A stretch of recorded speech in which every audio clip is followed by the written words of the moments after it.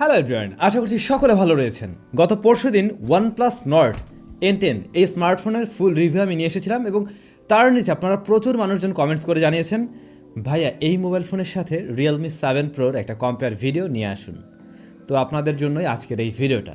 তবে প্রথমে আমি বলবো এই দুইটা ফোনকে আসলে কম্পেয়ার করার কোনো যুক্তিই আসে না, কারণ হলো এইটা আনঅফিসিয়াল এই মুহূর্তে পাওয়া যায় 26,000 টাকার আশেপাশে, আর এই স্মার্টফোনটা অফিসিয়ালভাবেই পাওয়া যায় 26,000 টাকার আশেপাশে।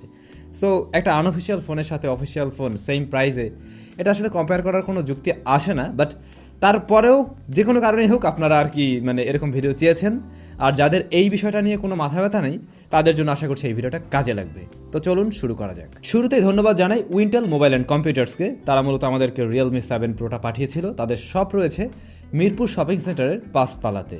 ভিডিও ডেসক্রিপশনে তাদের শপের যাবতীয় ইনফরমেশন দেওয়া থাকলো। তাদের শপে বর্তমান সময়ে রিয়েলমির ফোনগুলো অফিসিয়ালভাবে আপনারা পেয়ে যাবেন। Realme 7proর বক্সে আমরা রেগুলার সব কিছু পেয়ে যাবো, একই সাথে একটা ব্যাক কাভারও দেওয়া হচ্ছে। OnePlus Nordের সাথে আমরা সব কিছুই পাবো, তবে আমরা কিন্তু ব্যাক কাভার বা কেস পাচ্ছি না। দুইটা মোবাইল ফোনের এই বডি ফ্রেমটি প্লাস্টিকে তৈরি, দুইটা রেয়ার প্যানেলই প্লাস্টিকে তৈরি। তবে OnePlus Nord N10 এটার রেয়ার প্যানেলটি দেখতে গ্লাস লাগে বা অলমোস্ট গ্লাসের মতোই, কিন্তু আসলে এটা প্লাস্টিকই। এটার উপরেও খুব সহজেই দাগ পড়ে যাবে। আর Realme 7proর পুরোটাতে প্লাস্টিক আপনারাও জানেন, এবং এটাতেও স্ক্র্যাচ পড়ার সম্ভাবনা রয়েছে। দুইটাই প্রচুর পরিমাণে ফিঙ্গারপ্রিন্ট ম্যাগনেট, ফিঙ্গারপ্রিন্ট আটকে যায়, তো এটা বারবার মুছতে হয়।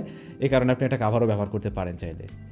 রেগুলার পোর্টস অ্যান্ড বাটন দুইটা স্মার্টফোনেই রয়েছে, তবে OnePlus Nord N10-এ এখানে যে সিম কার্ড স্লট দেওয়া হয়েছে তা হলো হাইব্রিড সিম কার্ড স্লট বা শেয়ার্ড সিম কার্ড স্লট। অন্যদিকে Realme 7proতে আমরা দেখতে পাই ডেডিকেটেড সিম কার্ড স্লট। দুইটা স্মার্টফোনে ডুয়াল স্টেরিও স্পিকার দেওয়া হয়েছে উপরে নিচে, দুটোতেই একরকম। এবং সাউন্ড কোয়ালিটির দিক থেকে আমার কাছে মনে হলো OnePlus-এরটা একটু লাউড অ্যান্ড ক্লিয়ার।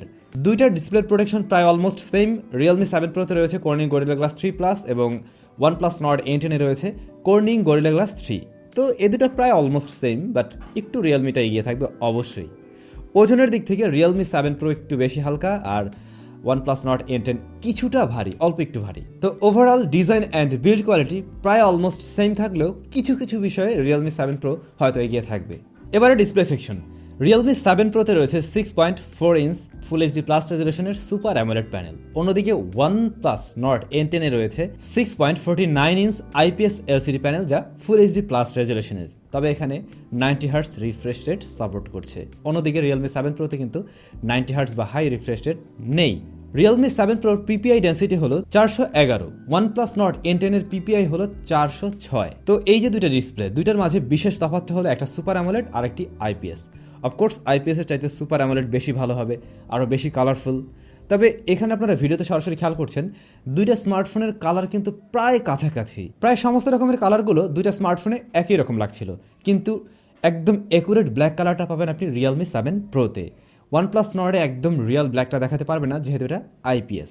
OnePlus Nord-এর তুলনায় Realme 7proর ডিসপ্লের চিন, বেজেলস এবং নস অনেকটাই ন্যারো রয়েছে, যেখানে OnePlus Nord-এ আমরা দেখতে পাই সেগুলো একটু মোটা বা একটু বড়সড় লাগবে হয়তো। যেহেতু OnePlus Nord-এর ডিসপ্লেতে 90 হার্টজ রিফ্রেশ রেট সাপোর্ট করছে, সো টাচ রেসপন্স আপনার কাছে একটু বেশি মনে হবে, এবং সমস্ত কাজগুলো করতে গিয়ে মনে হবে যেন এটা অনেক বেশি ফাস্ট কাজ করছে, বা দেখতেও ভালো লাগবে।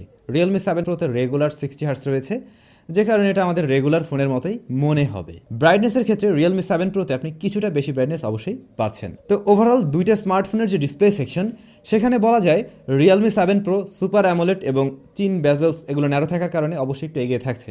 আবার OnePlus Nord-এর যে হাই রিফ্রেশ রেট, সেটাও কিন্তু তার জন্য একটা প্লাস পয়েন্ট অবশ্যই। একই সাথে এখানে যে আইপিএসটা ব্যবহার করা হয়েছে তার কালার কিন্তু আপনারা দেখতেই পাচ্ছেন অলমোস্ট সেম।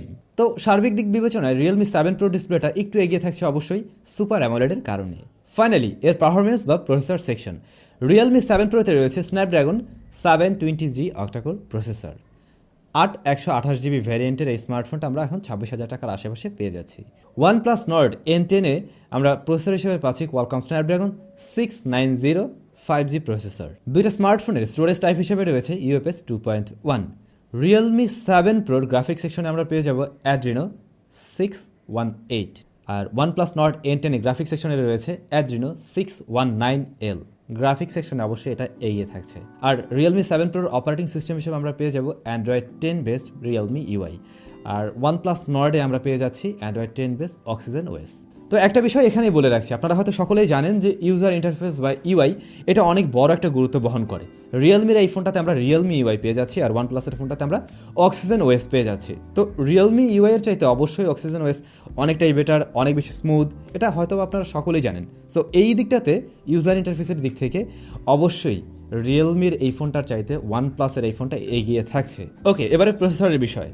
আমি যেদিন OnePlus Nord N10 এর রিভিউ দিয়েছিলাম সেদিন বলেছিলাম এই স্মার্টফোনের যে প্রসেসর Qualcomm Snapdragon 690 এটা মোটেই Snapdragon 720g বা 730g এদের চাইতে পিছিয়ে থাকবে না, বা বলা যায় কিছু কিছু জায়গায় এদের চাইতে উপরেও রয়েছে। তো তার প্রমাণ আপনারাই দেখুন, এখানে দুইটা স্মার্টফোনের আন্তত স্কোর এবং গিগবেঞ্চ স্কোর শেয়ার করে দিয়েছি, দেখলেই বুঝতে পারবেন। তো র্যামের দিক থেকেও কিন্তু 2GB বেশি রয়েছে Realme 7 Proতে, তারপরেও গিগবেঞ্চ স্কোর এবং অন্তত বেঞ্চমার্কে অবশ্যই পিছিয়ে থাকছে Realme 7 Pro। তো আমি যে কথাটা বলেছিলাম খালি খালি বলিনি, আমি ওই ভিডিওতে হয়তো বা ওই বিষয়টা দেখাইনি, কিন্তু আমি নিজেতে আসলে চেক করে দেখেছিলাম, যে কারণে আমি বলেছিলাম অন্তত বেঞ্চমার্ক বা গিগবেঞ্চে অবশ্যই এগিয়ে থাকছে। তবে হ্যাঁ, সিপিইউ ফ্রিকোয়েন্সিতে অবশ্যই Snapdragon 720g 100 মেগাহার্টজ এগিয়ে রয়েছে। এ তো গেল পয়েন্ট মেপে দেখার বিষয় বা স্কোরের বিষয়। রিয়েল লাইফে পারফরমেন্স কেমন পেয়েছি? দুইটা স্মার্টফোনের বা দুইটা প্রসেসরের real life performance almost same, আর রেগুলার কাজগুলো মাল্টিটাস্কিং বা হেভি ইউজেসের ক্ষেত্রে দুইটার থেকে আমি একদম সেম পারফরমেন্স পেয়েছি। যেহেতু Realme 7 Proতে র্যামটা একটু বেশি রয়েছে, মাল্টিটাস্কিংয়ে সে একটু ভালো রেজাল্ট করছিল অবশ্যই, তবে OnePlus Nord সেখানেও পিছিয়ে থাকছিল না, যেহেতু 90 হার্টজ রিফ্রেশ রেট, যে কোনো ট্রানজ্যাকশনগুলো খুব স্মুথলি হচ্ছিল। একই সাথে অক্সিজেন ওএসের স্মুথনেসটা আপনি অবশ্যই উপভোগ করবেন।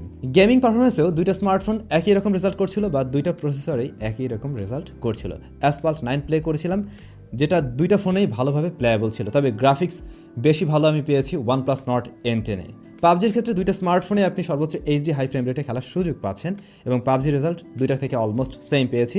আমি দুইটা ফোনের এই ফুল রিভিউ আমাদের চ্যানেলে দিয়েছিলাম, সো এ বিষয়ে যদি আপনি আরও বিস্তারিত জানতে চান ওই ফুল রিভিউ আপনি দেখে নিতে পারেন, ভিডিও ডেসক্রিপশনে লিঙ্ক অবশ্যই দেওয়া থাকলো। হিটিং ইস্যুর ক্ষেত্রে দুইটা স্মার্টফোনের একটাও অতিরিক্ত গরম হচ্ছিল না, তবে তুলনামূলকভাবে Realme 7 Pro একটু গরম হচ্ছিল, যেখানে OnePlus Nord N10 ততটাও গরম হচ্ছিল না। তো ওভারঅল যদি আমি পারফরমেন্সের কথা বলতে যাই, কিছু কিছু জায়গায় অবশ্যই আপনি 690কে এগিয়ে রাখবেন। আবার যেহেতু Realme 7 Proতে 2GB র্যাম বেশি রয়েছে, এটার একটা বাড়তি অ্যাডভান্টেজ থাকে অবশ্যই। হেই গাইস, লিটল রিমাইন্ডার, আপনারা প্রতিনিয়ত সবাই হয়তো আমাদের ভিডিওগুলো দেখেন, হয়তো অনেকের ভালো লাগে অনেকের ভালো লাগে না। যদি আপনাদের ভালো লেগে যায় একটু কষ্ট করে লাইক করে দিন, আর এখন তো ভালো না লাগলে অবশ্যই কমেন্টস করে জানাবেন কেন ভালো লাগেনি। এবার আসা যাক ক্যামেরা সেকশনে। দুইটা স্মার্টফোনেরই রেয়ারে থাকছে কোয়াড ক্যামেরা সেটআপ, এবং দুটোতেই রয়েছে 64 মেগাপিক্সেলের মেইন শুটার, পরবর্তী সেন্সর 8 মেগাপিক্সেল আলট্রা ওয়াইড, 2 মেগাপিক্সেলের ডেপথ, 2 মেগাপিক্সেলের ম্যাক্রো শুটার। তো মেগাপিক্সেলের দিক থেকে বা টাইপের দিক থেকে দুটোতে আমরা সেম টাইপের সেন্সর দেখতে পাচ্ছি। ফ্রন্ট ফেসিং হিসেবে Realme 7 Proতে রয়েছে 32 মেগাপিক্সেলের ক্যামেরা, এবং OnePlus Nord N10 এ রয়েছে 16 মেগাপিক্সেলের ক্যামেরা। তো ফ্রন্ট ফেসিং ক্যামেরায় মেগাপিক্সেলের দিক থেকে অবশ্যই Realme 7 Proতে বেশি পেয়ে যাচ্ছি আমরা। রেজাল্ট কেমন সেটা অবশ্যই আমরা দেখতে পাবো। তো এই দুটো স্মার্টফোনের রেয়ারের যে মেইন ক্যামেরা, তার ছবি ডে লাইটে বলা যায় অলমোস্ট সেম পেয়েছি। ন্যাচারাল কালার দিচ্ছিল OnePlus Nord N10। Realme 7 Proর ছবির কোয়ালিটি বেশ ভালোই রয়েছে, তবে এখানে কালারটা একটু ওয়ার্ম করে দেয়, ছবিতে একটু ইয়েলো টোন বা অরেঞ্জ একটা ভাব পেয়ে যাবেন, যেখানে OnePlus Nord আমাদেরকে ন্যাচারাল ছবি দিচ্ছিল।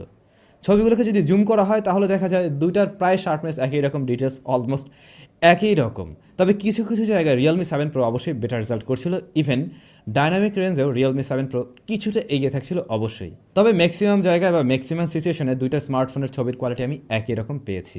দুইটা স্মার্টফোনের মেইন ক্যামেরায় নাইট মোড রয়েছে, দুইটার নাইট মোডে মোটামুটি বেশ ভালো ছিল, তবে Realme 7 Pro নাইট মোডটা আমার কাছে তুলনামূলকভাবে একটু ভালো মনে হয়েছে। পরবর্তী সেন্সর 8 মেগাপিক্সেল আলট্রা ওয়াইড, যা কিনা দুইটা স্মার্টফোনেই রয়েছে। তো আলট্রা ওয়াইডে দুইটা মোটামুটি বেশ ভালো ছবি নিচ্ছিল, তবে এখানেও OnePlus Nord N10 এর চাইতে Realme 7 Pro আলট্রা ওয়াইড ছবিটা আমি বেশ ভালো পেয়েছি। ডে লাইটে ছবির রেজাল্ট অলমোস্ট সেম পেয়েছি, তবে একটু লো লাইটে বা শ্যাডো ডিটেলসের ক্ষেত্রে Realme 7 Pro আলট্রা ওয়াইড একটু এগিয়ে থাকছিল অবশ্যই, ইভেন ডাইনামিক রেঞ্জেও। দুইটা স্মার্টফোনের পরবর্তী সেন্সর হলো 2 মেগাপিক্সেলের ডেপথ সেন্সর, যা পোর্ট্রেট তোলার ক্ষেত্রে ব্যবহার হবে। পোর্ট্রেট মোডে দুটোই বেশ ভালো রেজাল্ট করছিল, তবে Realme 7 Pro ব্যাকগ্রাউন্ডকে বেশি ব্লার করতে পারছিল, একই সাথে মেইন সাবজেক্টকেও হালকা ব্লার করে ফেলছিল বা একটু স্মুথ ভাব চলে আসছিল। অন্যদিকে OnePlus Nord ব্যাকগ্রাউন্ডকে অনেক বেশি ব্লার না করলেও মেইন সাবজেক্টকে অনেকটা ডিটেলসে রাখতে পারছিল বা শার্পনেস ভালো পাওয়া গিয়েছে। কিন্তু OnePlus-এর এজ ডিটেকশনে কিছুটা প্রবলেম অবশ্যই ছিল, যেখানে Realme এই জায়গাটাতে আরও বেটার রেজাল্ট করছিল অবশ্যই। এরপরে থাকছে 2 মেগাপিক্সেলের ম্যাক্রো শুটার, যা বলা যায় দুইটা ফোনেই একরকম রেজাল্ট করছিল। Realme একটু কালার বুস্ট করে দিচ্ছিল, OnePlus অলমোস্ট ন্যাচারাল কালার দিচ্ছিল, এর বাইরে সব কিছু একই রকম বলা যায়। দুইটা স্মার্টফোনের মেইন শুটার দিয়ে সর্বোচ্চ ভিডিও রেকর্ড করা যাবে 4K 30 FPS-এ। দুটোতেই রয়েছে জাইরো EIS, স্ট্যাবিলিটি বলা যায় অলমোস্ট সেম। তবে রিয়েলমি 7 প্রোর তুলনায় OnePlus Nord N10-এর আমরা অটো ফোকাসিংটা একটু ফাস্ট এবং বেটার পেয়েছি। তবে রিয়েলমি 7 প্রোতে কিন্তু আপনি একটা বাড়তি জিনিস পাচ্ছেন, আর তা হলো ভিডিওতেও আপনি ব্যাকগ্রাউন্ডকে ব্লার করতে পারছেন, অর্থাৎ বোকে মোডটা আপনি পেয়ে যাচ্ছেন, যেটা কিনা OnePlus Nord-এ আপনি পাচ্ছেন না। এরপর আমরা যদি আসি ফ্রন্ট ফেসিং ক্যামেরায়, রিয়েলমি 7 প্রোতে রয়েছে 32 মেগাপিক্সেলের ক্যামেরা আর OnePlus Nord N10-এ রয়েছে 16 মেগাপিক্সেলের ক্যামেরা। বাট সবের স্যাম্পল দেখুন, OnePlus Nord এখানে দেখতেই বোঝা যাচ্ছে সে উইনার। রিয়েলমি 7 প্রো ঠিকঠাকভাবে কালার দিতে পারছিল না, মানে অ্যাকুরেট কালার তো দিচ্ছিলই না, প্লাস শার্পনেস ডিটেলসের একটা ঘাটতি ছিল। একই সাথে ডায়নামিক রেঞ্জে বিশাল বড় রকমের সমস্যা পাওয়া গিয়েছে OnePlus Nord-এর তুলনায়। OnePlus Nord এই জায়গাটাকে আরও ভালোভাবে ক্যালকুলেশন করতে পারছিল, একই সাথে ছবিতে ডিটেলস, শার্পনেস, ডায়নামিক রেঞ্জ সব কিছুই ঠিকঠাকভাবে ধরে রাখতে পারছিল। ইভেন ভিডিওর ক্ষেত্রেও একই বিষয়, রিয়েলমি 7 প্রোর তুলনায় OnePlus Nord N10-এর ফ্রন্ট ফেসিং ক্যামেরায় ভিডিও রেকর্ডটা ভালো হচ্ছিল বা ভিডিও কোয়ালিটি আমরা ভালো পেয়েছি। এরপরে রয়েছে ব্যাটারি, রিয়েলমি 7 প্রোতে আমরা পেয়ে যাব 4500 mAh ব্যাটারি, আর এর বক্সে রয়েছে 65 ওয়াটের ফাস্ট চার্জিং সিস্টেম। OnePlus Nord-এর ব্যাটারি হিসেবে দেওয়া হয়েছে 4300 mAh ব্যাটারি, এর বক্সে রয়েছে 30 ওয়াটের চার্জার। তো ব্যাটারি এবং চার্জার উভয় ক্ষেত্রে অবশ্যই রিয়েলমি 7 প্রো উইনার। খুব দ্রুত সময়ে এই ফোনকে চার্জ করা যায়, আপনারা জানেন 40 মিনিটের নিচের সময়ের মধ্যে এটাকে ফুল চার্জ করা সম্ভব। অন্যদিকে OnePlus Nord N10 full charge হতে সময় লেগে যায় 1 ঘন্টা প্লাস। OnePlus Nord-এর ডিসপ্লেটাও একটু চার্জ বেশি বার্ন করে, রিয়েলমি 7 প্রো সেই তুলনায় একটু কম চার্জ বার্ন করে, একই সাথে ব্যাটারির মিলিঅ্যাম্পারও 200 বেশি রয়েছে। সো ওভারঅল ব্যাটারির দিক থেকে রিয়েলমি 7 প্রো অবশ্যই উইনার রয়েছে। ফিঙ্গারপ্রিন্ট স্ক্যানার হিসেবে রিয়েলমি 7 প্রোতে রয়েছে আন্ডার ডিসপ্লে ফিঙ্গারপ্রিন্ট স্ক্যানার, যেটা অনেকের কাছেই ভালো লাগে বা একটু বর্তমান সময়ের সাথে যুগ উপযোগী বলা যায়। আর OnePlus Nord-এ আমরা দেখতে পাবো রেয়ার প্যানেলে রয়েছে এর ফিঙ্গারপ্রিন্ট স্ক্যানারটি, যেটা হয়তো অনেকেরই পছন্দ নয়, বাট এটা খুবই অ্যাকুরেট এবং ফাস্ট কাজ করে। তারপরেও এরকম ডিজাইন হয়তো আমাদের অনেকের পছন্দ হয় না, যদি এটাকে সাইডে দেওয়া হতো সাইড মাউন্টেন হিসেবে আমার মতে আর কি, তাহলে বিষয়টা আরও বেশি ভালো হতে পারতো। কানেক্টিভিটি, কলিং, নেটওয়ার্কজনিত বিষয়গুলো সমস্ত কিছু চেক করা হয়েছিল দুটো স্মার্টফোনে, ওগুলো সব ঠিকঠাক ছিল, এগুলোতে কোনো প্রবলেম পাওয়া যায়নি। তো ফাইনালি আশা করছি আপনারা খুব সহজেই বুঝতে পেরেছেন দুটো স্মার্টফোনের মাঝে কী কী তফাৎ রয়েছে এবং কোনটা কোন কারণে এগিয়ে থাকছে। রিয়েলমি 7 প্রো অবশ্যই অফিসিয়ালি এই দামে পাওয়া যায়, সে কারণে অবশ্যই সে উইনার এই জায়গাটাতে। তারপর OnePlus Nord N10-এ আমরা 5G প্রসেসর পাচ্ছি, 5G এটা অবশ্যই এগিয়ে থাকছে, যদিও বাংলাদেশ কবে 5G আসবে সেটা কোনো ঠিক ঠিকানা নেই। একই সাথে প্রসেসরের পারফরমেন্সও কিন্তু ওইটার সাথে মোটেই কম না, বরঞ্চ পয়েন্টসের দিকে এটা অবশ্যই এগিয়ে রয়েছে। ক্যামেরাতে কিছু কিছু জায়গায় OnePlus Nord N10 অবশ্যই এগিয়ে থাকছে, আবার রিয়েলমি 7 প্রোর কিছু কিছু জিনিস আমরাও ভালো পেয়েছি।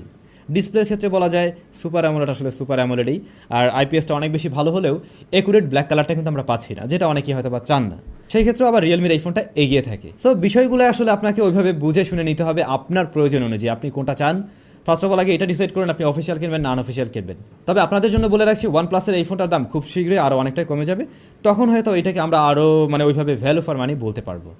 তো ভাই লোক, আমাদের আজকের আয়োজন আপনাদের কেমন লাগলো অবশ্যই কমেন্টস করে জানান। ভিডিওটি ভালো লাগলে একটু লাইক, কমেন্টস আর শেয়ার করবেন।